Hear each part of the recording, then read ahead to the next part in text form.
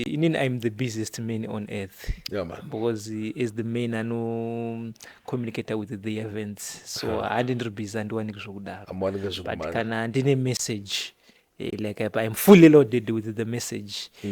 The events will release me kuti umboinda pa umbotaura nevanhu sezvo zvaita do not be troubled my prophet. This is about Zimbabwe politics kuti mutungamiri wenyika yeZimbabwe ari kubvumidzwa kusvika 2030. That prophecy, it was about Wicknell Dr Tagwirei and Mr. Tagwirei.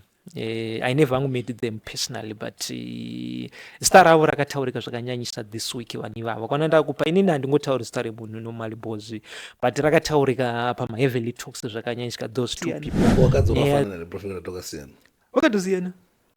fund and cook zvese it tastes nice but zvakasiyana iwo kamwa fund umwe even the taste of the women's kuti vakunanzoti vakadzi vanonaka zvakafanana nozvakatosiyana wingidi nachapreza kusotoita song munosinya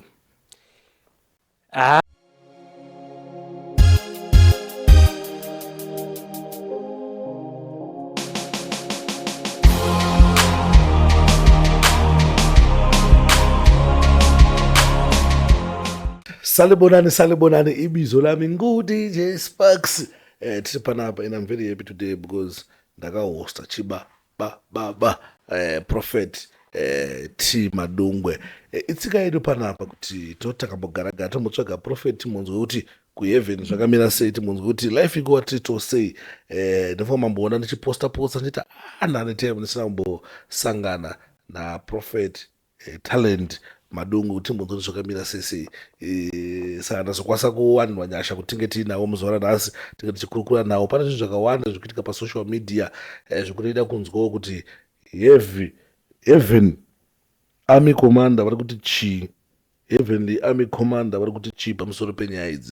Saka nhasi ndinawo panapa tichange tichikurukura some of zvimwe zvinhu zvinenge zvichiitika mumastreets umo timonzwewo pfungwa dzaProphet. Recently tine nyaya VK tatomonzwawo kuti Prophet vari kuti chiwo nemazita vanoita VK nezvakuitika izvi Prophet vari kuti kudii. But before guys, kana uchingosina kusubscribe panapa don't forget to subscribe, like and share. Kana uchingosina kuti follow gara watifollowa maplatforms ese akangonzi DJ Sparks ZWO. Prophet muri sei? Right, muri sei DJ Sparks. DJ Sparks vanotamba long time Prophet musingabatiki makazvitinya mamuri kupi? Ndinenge ndiri inini I'm the busiest man on earth. Yeah, man. Because he is the main communicator with the events. So handindiri busy andiwaniki zvokudaro. But kana ndine message like I'm fully loaded with the message.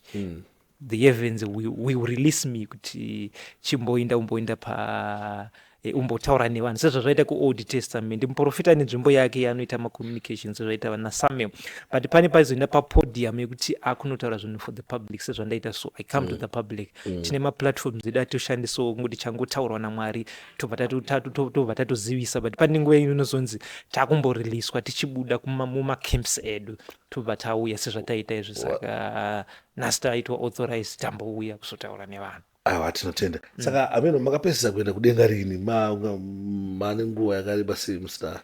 Today I was in heaven. Inini I stay in heaven. I'm the heavenly army commander. Ndichitomuka. But today nande meetings akawanda like chitaura zvinhu zveZimbabwe, chitaura zvinhu zvemutungamiri wenyika. About 2030 vision. Pane zvachitaurika about the heavens. Tambonamata tikadai. Saka zvakamira sei 2030 vision? Tinoda kutobva tainzwa ka. Alright, mazano ndiri kupa zviprofita zvakawandisa. This week I think I have gave about 2 to 3 more prophecies. Pani enda panas makuseni yatovapo yatapa about the president of Zimbabwe. Inini I'm a prophet, I speak zvinodiwa by God. So wachimbotipaika zviprofita zvamakapa. So this week I saw the heavens were opened. Then I was connected to the events in Ripano Panyika. Then I saw 2030. Then I asked the angelic yanga yakamira alongside those numbers kuti numbers and what does these letters or these digits represent ngokuti 20 zvinhu zvinoshamisa izvo especially kona in heavens pakunyorwa madigits kanzi do not be troubled my prophet. This is about Zimbabwe politics kuti mutungamiri wenyika yezimbabwe ari kubvumidzwa kusvika 2030. Then the heavens has confirmed kuti yes, he is being allowed kusvika 2030, even approved by the constitution of heaven. Then there was a lot of smoke on the throne of God. Then the one who was on the throne of God ndokubva vasimbisa zvanga zvichitaura with the angelic kuti it's me who chooses the leaders and remove them. Saka we can fight, vanhu vezimbabwe can do this, but this is the will of God. I am not here to please anyone. Tunotaura zvinodiwa naMwari. Leaders are chosen by God, whether munhu iye unomuda kana kuti haumudi handitika, but leaders are chosen by God. So this is the message yanga ichitwa given to the servant of God this morning today kuti the vision 2030, this is the will of God, not the will of people of Zimbabwe. So vana vezimbabwe munozojoina mune zviri kudiwa naMwari. Zvavana nema-election munojoina zviri kudiwa naMwari. Handiti kuti David toda kumuita mambo, but zvinotanga zvaitwa approved by God. Saka in heaven it is now satisfied. Right. Commission of oath. A prophet is like a commission of oath, and it is really true, really genuine. Saka Zimbabwe, it's not an error or what I was really approved. This is in line with Zimbabwe. It was going to jump in to Vision 2030, but I see any Vision 2030 ndiamwari. 2030 is not your vision, it's for the vision of God. But Marital Zimbabwe prosper. Saka the moment yamunonyanya kuchinja ma leaders, the same thing America do not that's why yakubatwa ne China boss iri kunyanya kuchinja ma leaders. The more yamunochinja leader kwaya another vision, you are like mavaka monza another leader, you destroy. And look from the history of America right now, angaripo the leader ne avapo iko Mr. Trump yakuyaji reverse zvaitwa ne Saka kunokwa muninda as a nation. That's why China yakuita catching up USA. Saka ndo zvisiri kudiwa naMwari. That's why Mwari vati let us extend. Even God wants to extend kusvika kana 2035 kana kuita life president pozo yomwe munhu bozi. Even when David vaitunga 40 years not izvenyu zvema 10 years zvamuri kutochema kuti kana kuti Madungwe maybe aiwa hapana chandiri kuda idini ndiri kungotaura bozi ndatumwa naMwari ndiri pabasa as a prophet. Andidika vaitunga 40 years. Saka there is no need for us to complain. Then I gave another prophecy so Thursday yatakaisa pama platforms. Prophet. That prophecy it was about Wicknell Dr Tagwirei and Mr. Tagwirei. I never made them personally, but star ravo rakataurika zvakanyanyisa this week vanhu ivavo kwanoenda kupa inini handingotauri star munhu normally bozi, but rakataurika pamaheavenly talks zvakanyanyisika those two people. Nyaya vainyanya kutaura nyaya yekuti these guys they are unstoppable. They have the help. The heavens confirmed that the heavens confirmed that these two guys they have the help of heaven or the help of God. Pani zvavari kuita zvavari ngoita zvese izvozvo. Saka they are unstoppable. That's what the Lord told me. You can fight these two people, but you will never succeed and you will never stop them because they have the help of God. So it's not about kuti zvavari kuita vari kuzviita vega. No, they have the help of God. Sezvakaita Joseph kunotora vanhu kuEgypt kuvaisa umu. Handidika saka those people vari kunzi they have the help of God kutora vanhu from poverty spirit kuvainda kuCanaan kwavo. Saka zviri kudiwa naMwari izvozvo kuti vanhu vabve from poverty vachiendeswa kusaka those two guys vane a blessing of God. You can't stop them. So if you want to fight them, fight at your own risk because those guys they have the help of heavens. Kwana tati heavens atikureva chinhu wani zve tikureva nemadepartments esakaita seheavenly army all the angelics and atikureva zve. Saka pakaipa. Saka try to fight them but you will not win. So I gave those prophecies this week, but charamba tichipa maprophecies because then I'm a prophet. The season yekupa maprophecies ayo yazara iko zvinhu tinenge tichipa always maprophecies. Even church takutanga kupa maprophecies even but tinoita maservices edu vane vari live tichapota nichipika. Asi pane here zviprofita zvakamboita come to pass. Alright, inini zviprofita zvangu zvinoita come to pass like the elections of Zimbabwe akaitwa 2023 andakataura the government of Zimbabwe it is continued, the president varipo vari continue vari kuwina my elections. He won the elections vakakontinue avanere kukontinue. He continued. Mama zviprofita. Ndakazviprofita. Izvo I said mukaenda kwama-interviews zangu that was before I met DJ Ola vachiri kuStar FM. Vakandibvunza that question ndikavaudza. That was July. All right. That was July achitanga. So I forgot na 2 July. Then my elections achizoitwa August. All right. Ende zvatotaurwa kuma-platforms edu. Kana munhu achida anonocheka paStar FM platform yacho madates andataura iyayo inenge iripo. Ndina Ola 7. Inenge iripo prophecy yacho before because munagona kuzoti aiwa takutaura because zvinhu zvakapfuura. Saka ine ma-prophecies ndinopa but handisi munhu zvakare all that are hungry for prophecy because inini I stay in heaven and zvinoitika zvezvinotaurika panyika ndechitozvisiza but I'm not all that person because I'm here to preach Jesus Christ. Saka ndozvandinofocusa not about prophecy because the Bible says a seek kingdom yaMwari first. Saka we are here kuti vanhu vazive Jesu ndo chinhu chokutanga. So that's my first mandated.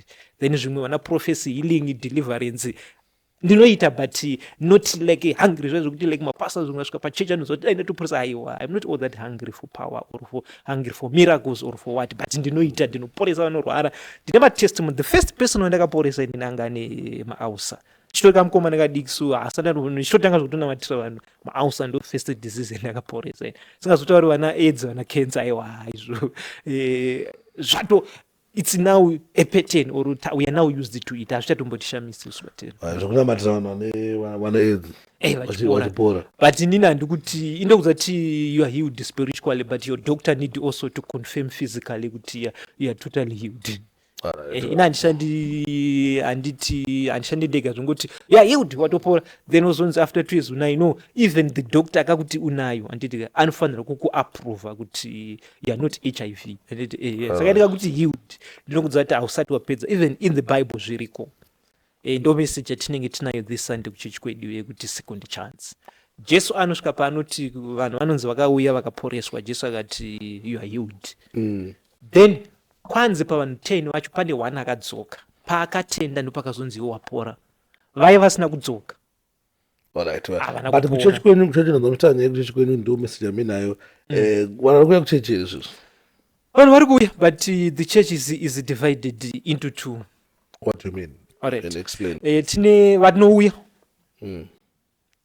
Vari kuuya vanhu handitika but vanoatenda manje isusu hatinyanyi kuverenga vanhu vanoatenda because ma-services edu anonzi special services. Tinonyanya kutarisa kuti the percentage of the heavenly attendance because yedu haiatendwi nevanhu chete zvaiwa haisi ordinary churches inoatendwa nevanhu. Saka hatinyanyi kukaunda vanhu tinokaunda the angelic presence, the heavenly presence kuti vatumwa vaitwa dispatched nhasi zvavana kuti kana if Michael attends or Gabriel tinavo the angelics anditika ndo vatinoverenga. Then online inenge inotonawo zvekutoti munotombolinga aiwa vane varipozvo aiwazvo I'm the heavenly commander zvinini even the heavens pandinenge ndichiparidza the heavens opened kudenga kunotombomirwa kuitwa zviri kuitwa heaven I'm commander avaparidze chero even ndichita interview so the heaven will be states because I'm the inonzi dignitaries ndiri one of the vakuru vekudenga zvisaka zvavanoti president vachitaura ndi magadhi anenge akamira kati saka panotaura kuti mukuru wehondo yekudenga heaven inoita stand still zvimwe zvese zvakachitombota kudenga zvinomira saka even ndichiparidza even ndichita interview andidika saka ndo zvatinocalculate izvozvo then tozocalculate vari online because tichilauncha pafacebook futi tine chibroadcasta pamadungwe vari kuchechi vanga vangani prophet estimate yepasunday tozoti vanhu vari kuya kuchechi vangaita vangani. Izvo zvinoda ndambotanga ndamboita ma-calculations acho but normally I don't calculate the people. But estimate usually mungona kuti usually man of God akawanda anongoestimate kana kuti maybe 10,000 sochi uchingoonawo kuti venue yedu muna kuita capacity vanhu vakadaiwo. Venue yedu zveda isati yako accommodate mamillion or 1,000 so hatisati titakwanisa kusvika mumillion attendance or 40,000 but mukusvika muchi attendance prophet but hazviri nani we can't complain like mukusvika Alright, if we give it's now business. Maza business mnakabeta so data profit $2. Isso zatidaro. Chero mukaya na 10 one watch that week. We don't mind. We don't count. Alright, we don't count alright kuti vanhu vatenda vangani. Isusu mchechi made we don't count. Kone pa live chingobudisa mimi chete prophet singambobudisa kana ku audience uinenge chimbo magona kutaura manje bozona zhinji vanoshamisika nezvozvo. Inizvo zvangu idzi inini ndiri munhu asina dzungu. Alright. The focus is on the word. Not kumunhu ari kukuku. Because Jesu ndiye akafira vanhu. Saka inini ndiri kuparidza zvaJesu. The word. Anditika the camera even mataza even kumberi tikaenda tikaita vanhu million we do not raw kuti because isusu Paul anoti I cannot boast. Isusu we focus on the word. Toda to vanhu munzo word. You aska nochenda kuchechi kunoona vanhu. Hausi kuenda kunamata. Ari kuya kuzonamata, ari kuya kunzwa shoko. So tiri kukupa shoko racho. Not kunoti maimufundisi. Even the Bible rinoti uchienda pamusangana Bible musanya kupfeka zvinodi. So tine zvimwe zvinhu tinoshanda nema heavenly laws. So the law of heaven inoti andifaniri kuisa attention yevanhu pane vanhu vari kukuku. Kana maimufundisi kuti unoona imwe chechi nyaya kubudisa maimufundisi. Kana mufundisi wakagara pasi. Kandi story papulpit handibvumidzi kubuditswa papulpit for what? Because munhu ada kundoonera for what? Handisina kafira vanhu pamuchinjiko kainini. Ende vanhu havaendi kudenga nokuti maona inini. But word. Saka the word of God ndo ratinokoshesa pariri kubva papulpit. Handitika pulpit ndo inobuditswa chete. Zvemukati muzvechi asika kwando papulpit kwaparidza. Saka that's why tichidaro. That's the heavenly laws. Dzokuti hatisi focus kunzi kune mwana dai kuti zvazoti no pulpit ndo zvatinoita. That's how we operate our church because tinenge tiri directed by heaven kuti ndoda zvakati. Hatingoiti chero zvataita. But wana kukomplaina kavachiti no deko dai madheko yakaunyana maketena akaunyana chichi. Alright. Not chiwo nezvikuti vanhu. Our church is not all that rich materially. Plus nechichinja makati sadheko yedu inochinja. Inombota red yomboita blue yombodisa kama machira anosiyana. Pamwe pacho inogona kunge isiri all that. Samchona timu inoita zvedheko, timu inoita zvemedia, timu inoita munozvifambisa sei? Zvese tinazvo. Tinoona vanoita vanomiriro zvedheko. Tinoona vanomiriro zvemedia vanototorawo vanodii. Tine vanhu vanodii. Then isusu another issue tine in my law we control the church. Atidi vanhu vanonyanya zvezvokuti because munati kune anonzi mastage zvokuti vanhu vachikuti koti papapa zvokuti hazvichanzwiki muchechi. Isusu muchechi medu we need order. Vanhu garai pasi. So that the word even vanhu vanofamba atidi garai pasi musanyanya kutaurisa. The speaker ndiye watoda kunzwa. One father in the house munhu ari kutaura ndiye ari in control ndiye watoda kunzwa please the voice.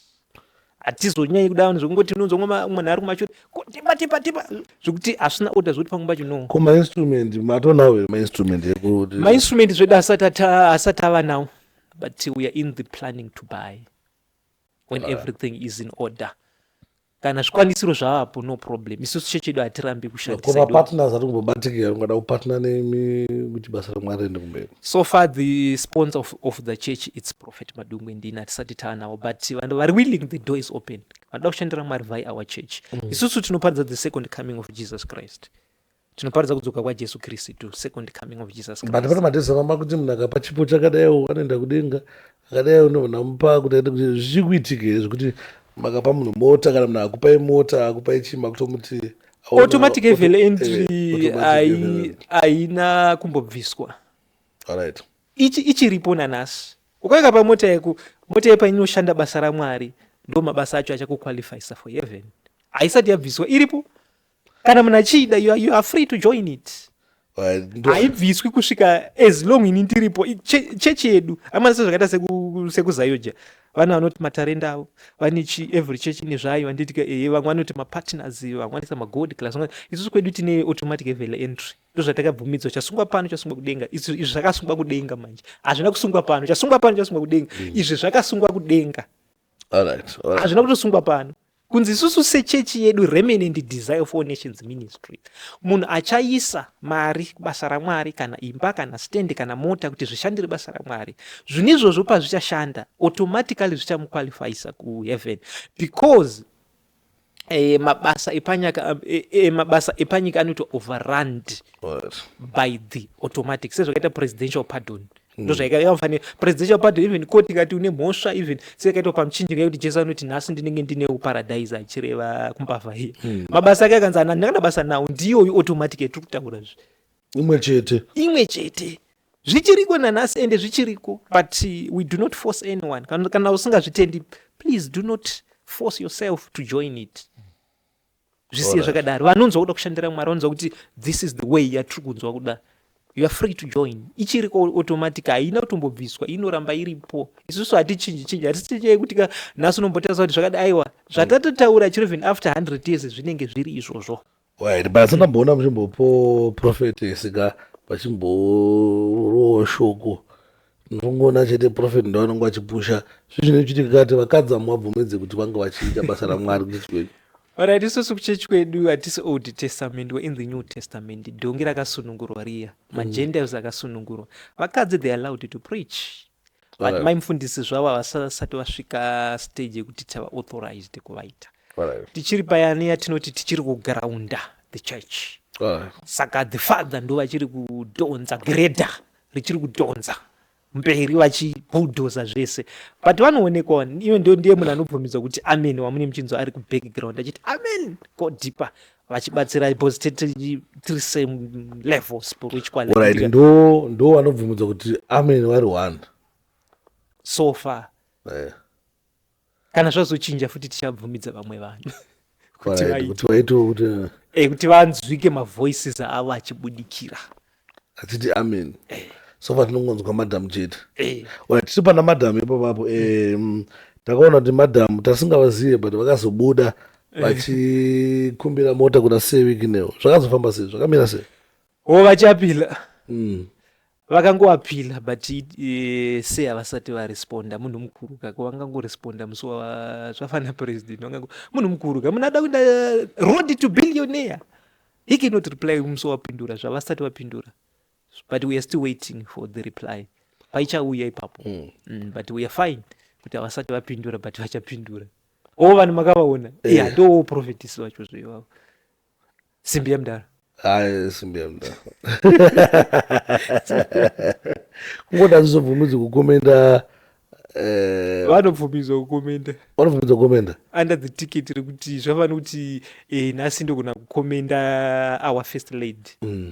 Even wenyika imwe because kana munhu anzi ari muoffice of first lady techinzi tiri vana vavo saka munhu akakomenda tiri zvecheche but munhu akazokomenda tiri pafamily gathering kuti mukadzi akanaka aiwa zvazvifaiti asi panapa ndobvumidzwa zvangu aiwa kunzi zvawada munhu hane moza tiri munhu anomborosa evelani fomanda achifaiti togona kuzoti munhu akada kuzokomenda mukadzi tiri pafamily bozi. Alright, asi panapa ndabvumidzwa muri Zimbabwe kuti nditaure kuti aiwa mutiketi rechechi aiwa vanobvumidzwa nditaure kuti prophetess ipombi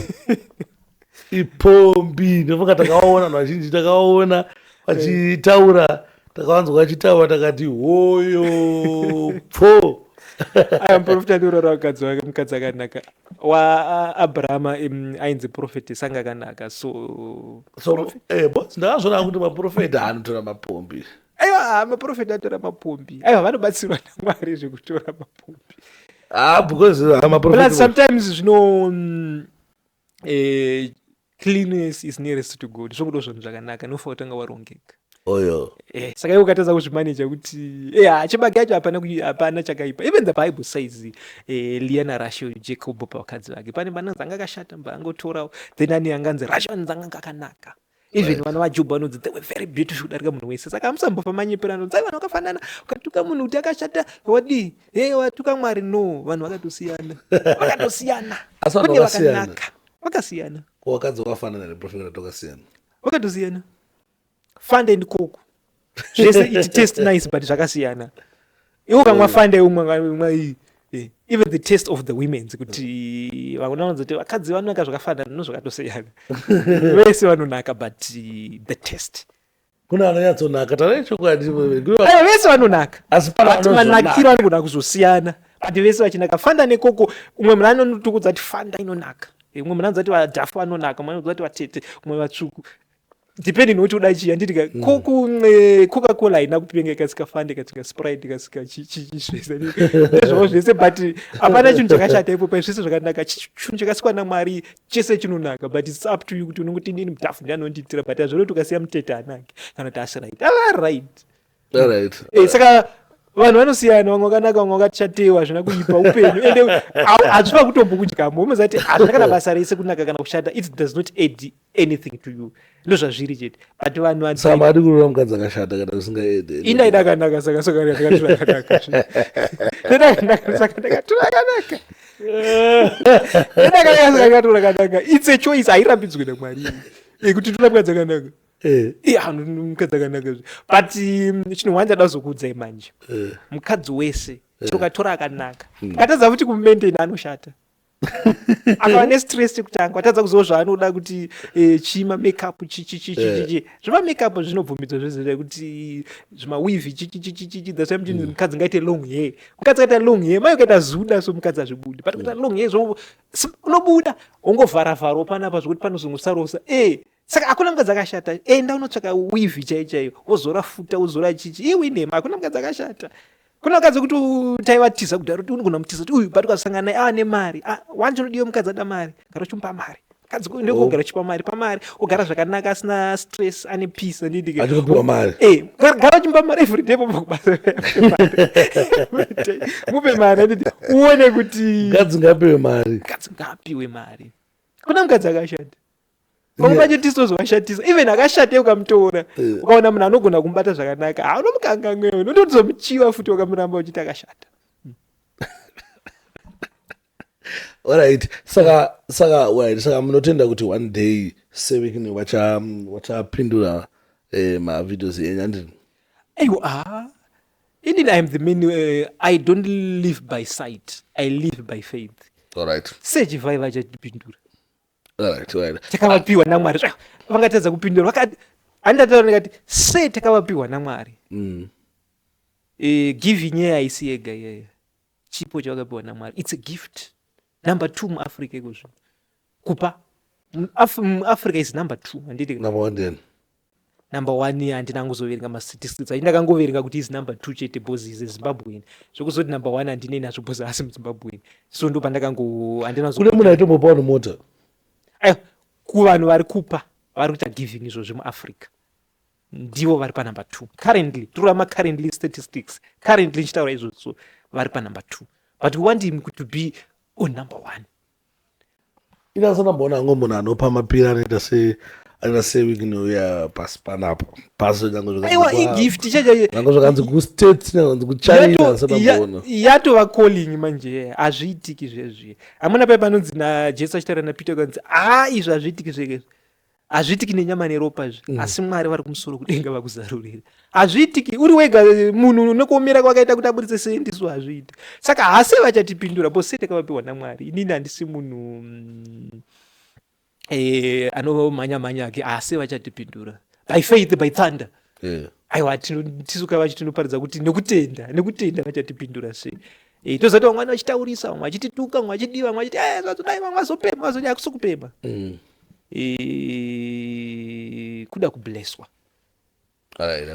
kuda kubleswa asi moteni mchina aiwa akwa iriko pombi chaichaiyo akwa ipombi toda kutenda sei chivhayo tinoe kuti chokwadi chakanaka sometimes license ndakatoreni akwa ipombi mota yaipombi unozati akwa ikazogarirwa nemunhu akaita seni but chokutanga toda kutenda sechivhayo vakandipa mota iyi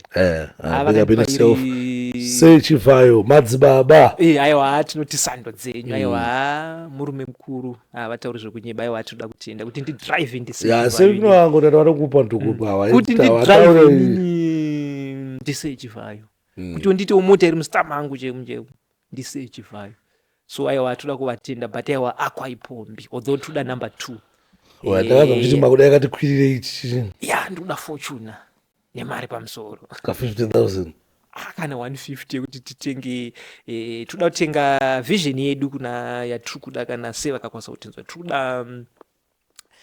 toda imba kuti ndopati tita semaoffices like kunana attitude kwatwiitira kana kunana bluffview kana kunana maboroni kune masitende mahombe toisa zishedhi redu panze inenge iri church property toisa zishedhi redu panze handitika ndopatichitira maservice edu nema1-on-1 neimba yedu yatiitisa maproperties pa1 saka kunana attitude 100,000 inokwana 100 to 150 inokwana nzvimbo dzandataura idzodzo dziri mamedium saka nemoti yakakwirira imwe fortuna kana 300 series kana nyashasana Land Cruiser aiwaka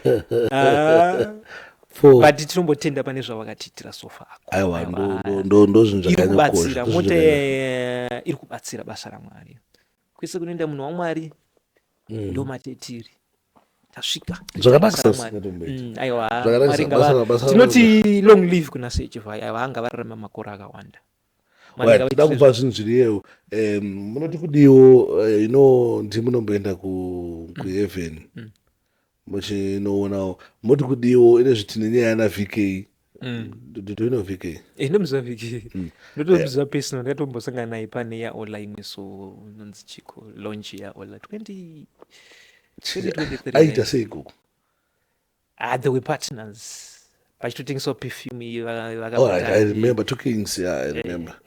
Saka mukuti chiyo zvikuitika izvi zvise zvikuitika mazuva ano mukumbozvifolowa here ndakangoona hangu pamakaita interview yacho kunzi divorce what and what so mukuti chiyo kuna VK normally zvangu inini I don't tell anyone to do munhu ndiye anozviitira because the Bible says mind your own business but ndongotaurawo as an advice chokutanga the Bible says God hates divorce but kana paita zvinhu two unfaithfulness mukadzi akaura panobvumidzwa divorce then umwe akada kubva mumarriage for the sake of peace Paul anoti kuNew Testament you allowed kusiyana zvakare saka inangu handizivi zvakaitika saka ndikwanisa kuexplainera ndakaona mchitano interview kuti what was the fight or what was the cause yekuti the breakaway vakangotadza kuwirirana newifazi yake then vasiyana now ari kufambidzana naziya anova iye she's a South African lady vari kufambidzana naye so vanhu vazhinji havasi kufara nazvo mazimbabwe sometimes vanotora zvinhu zviri sinei nawo zvita personal havasi kufara nazvo vari kufila kunge akarasisa mukadzi akaramba mukadzi akazoenda kune chii kuna mumwe musikana kana riye mukadzi akaramba murume zvinoitika kuti vakadzi vamazuva ano kunotora zvinoitika because but hapanapo because ndofunga ndakuita problem zvinoitika but hapana pakanzi mukadzi ndiye akaramba murume kana sei vangotangatadza kunzwanana then mumwe nemwe pangotangata zvinhu zvake auraidza buda pachena inini zvangu chandikwasautaura ndechonguti munhu ane the final say yes the Bible rinoti divorce haidiwi but kana munhu ati zvine zvakati sezvandataura handitika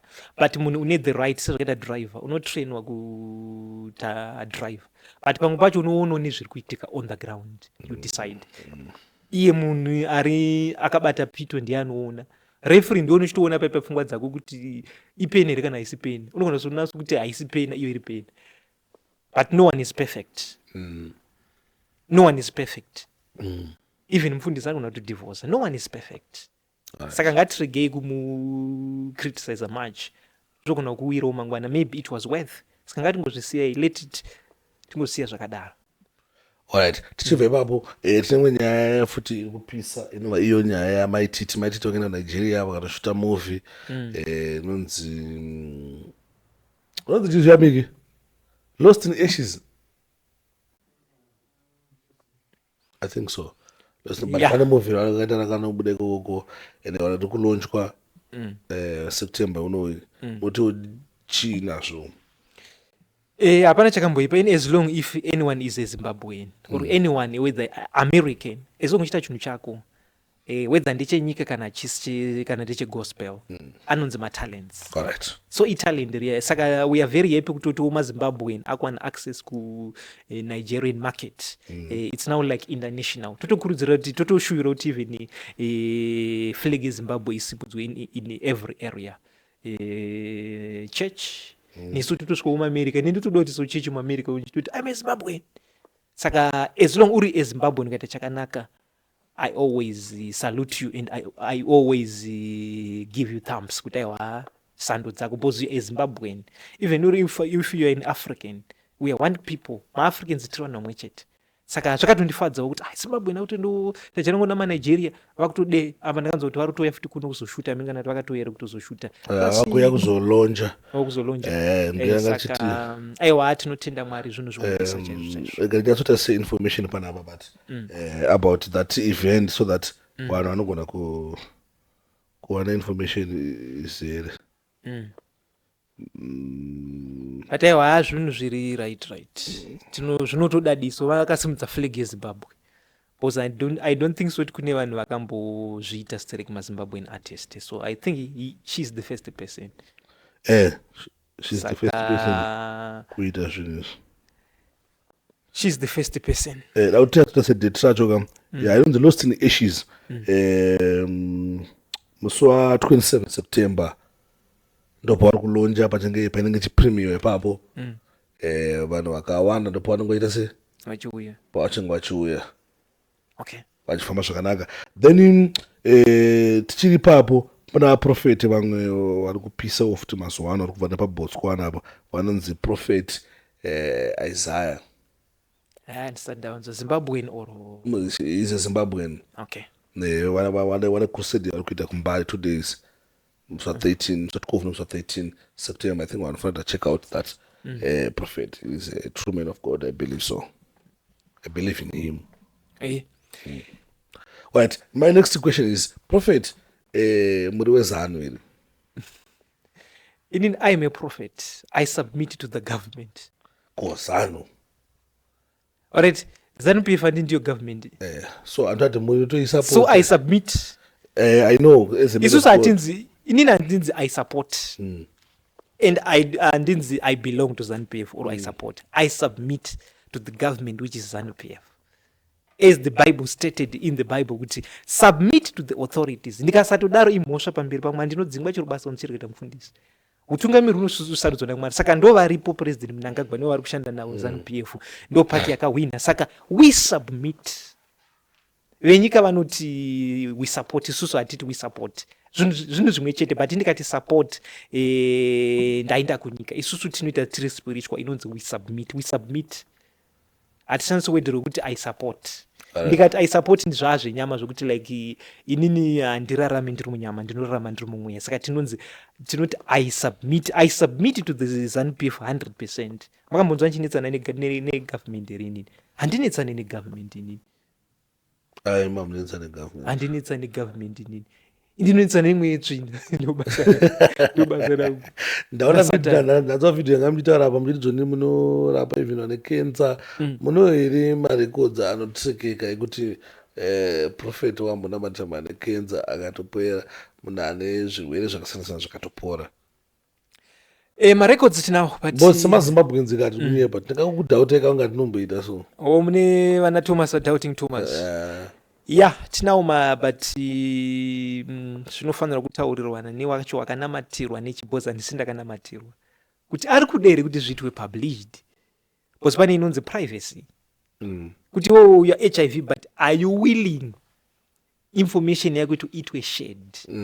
So kana tisi because it's not me ini ndakanamatira handisi ndairwara, so it's up to the people vakanamatirwa chambotoona utinzo kuti pane anotiwe here ndikuda kubuditswa information yangu. Kana pane anoda pana chakaipa chikupa. Ndine mayoga ndine message ndine mausa mukasanamatire ndimbo. Aunonamatira. Munhu apana chinonama just back ani ko pana bandi nemene pana mona ngonamatira pana. Alright, pana panda uya for interview. Amusina zonamatira vanhu. Interview munoziva ka ini ndiri munhu tiri vanhu vearmy. Mukanzi endai munobatsira vanhu kwaita disaster uku wakusvika wakumitisana nevana vevane ikoko. Inonzi indiscipline. Right. Plus handina matiri munhu handisiri muterritory mangu. Why? Yeah. Alright, pane anonzi ma-spiritual laws. Munhu anokutenda handine chechi izvo zvatikachita kuti we go church kwedu every Sunday.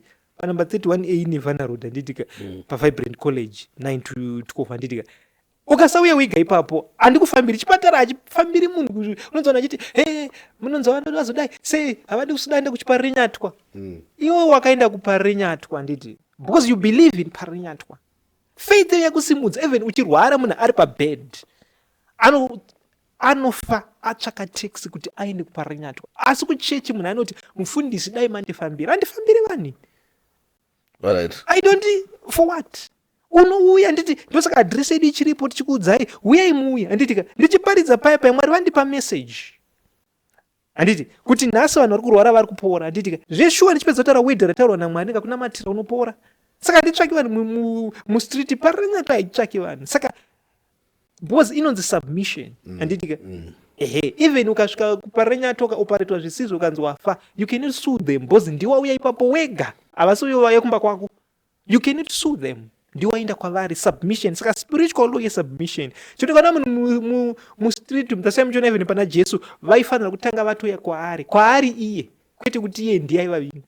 Kana ari aenda anenge anzi naMwari enda, ndikanzi naMwari enda handitika enda mustreet apo unonamatira munhu akati I go pakasananzi ndienda handiendi because tinodhila nemaspiritual laws. Saka kandanzi enda kunonamatira I go kandisina handiri kugara pamba pangu unoya pachechi pandinokuudza because you must submit first iwewe. Kashoma pandonzonzi enda unonamatira munhu pakati zvine incident mashoma kazhinji kamu kwandiri submission ukasubmita because kana usina kusubmita handikwanisi kukunamatira. I cannot pray for you. Alright. So anafana submita. First submission. Alright, but tichivhala ndembvunzi yenye inondinetsa singatomboita inondinetsa hainyaya entertainment tauvhara zvedu ndinogara ndichinetsekana kuti nei wingi d nachapreza kusotoita so munoosinyai iyo hapana chakamboipa inonzi mazvokuda mavangenyora ndo vasingadawozve kuita havo song yavo kavachida pana chinomboramba even kana vasingadi and we must not force them. Kana vasati vaita kuti they are not willing to do it saka hatifa kutombovafosa kuti itai. Munhu wese ane inonzi free will choice. Adam akapiwa kuti usadya muchero pakati, Mwari vanamboti handidi udye vakati usadya, it's your choice. Akada aidya akasada but Mwari vanozongoita saka it's up to them kuti vanoda kana vadi. Isu vane Zimbabwe tinovamanikidzirei ivo kana vasati vaita kuti vari kuona kuti havasati vakuda kuita, kana vachizoda kuita vachaita. Saka ngatingozvisiya maoko mautongo. But mungafunga kuti chichingavatadzisa kuita chichikuvatadzisa kuita. Normally my big fishes they don't meet. Even hove ukaenda alright Cape Town ndo panosanangana na Indian Ocean na Atlantic mvura dzakasiyana. Do you know that? Alright. Mvura idzo dzakasiyana. Kala chokutanga. 2 dense kurema kwadzo dzakasiyana. Padzinosangana so ukaenda Cape Town anditika hapana bridge hapana chii.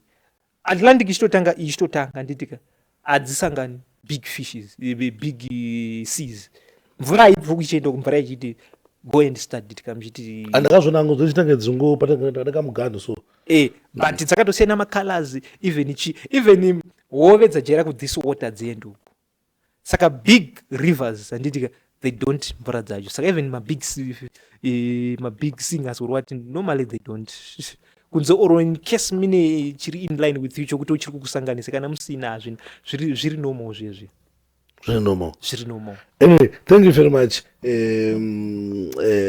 Prophet T Madungwe. Mune Zimbabwe ndo vanga tinawo Prophet T Madungwe tichida kuti nzwisise nekuonawo kuti zviri kumbofamba sei, life yawo ikufamba sei, zviri kumboitika munyika yedenga ndafunga tataura nawo nguva yakati kurei. Tinotenda kuti mune Zimbabwe mabatsirikana nekunzwawo zvinhu zvatinofungidzira kuti zvinoita se zvinobatsira kwamuri. Anyway, amene mamwe mashoko ekupedzisira before we close. Right, mashoko edu atingangosiya ekupedzisira maplatforms edu kuti vanhu vanofanira kuziva kutera papi especially Sunday service. Every Sunday tinokukoka bozi vanhu vane vachiti Madungwe asi munhu waMwari aiwa chimboyombozviona kana uchida kusvika paground kana uchida online because inenge ichirekodwa futizve Prophet Madungwe church page Facebook. Iripo from 10 to 12 ipapo vanorwara vachitonamatiro pascreen vachitopora zviyi, saka unoenda ipapo kana ida Sunday service yedu online Prophet Madungwe church page every Sunday 10 to 12 tetiripo. Then mamwe maplatforms anongoshandisa Madungwe TV ndo vana Twitter, Instagram, WhatsApp, vana Thread, vana YouTube, zvongoshandisa Madungwe TV. Inongoshandisa Prophet Madungwe church page iFacebook chete. Then church line iyoyo ndio yatongogara chingotaura kubva makore apfuura ekuti kana uri kuda one on one uri kana kuzibvunzo zvimwe zvinhu kana madirections ekuchechi nonge pachechi yedu +26377623156 njedzokurudza zvakare +26377623156 but please try my God. Aini mwari wangu anoita zviumbewa zvitafu-tafu because inini mwari wangu handigesi. I see him face to face. I know him face to face.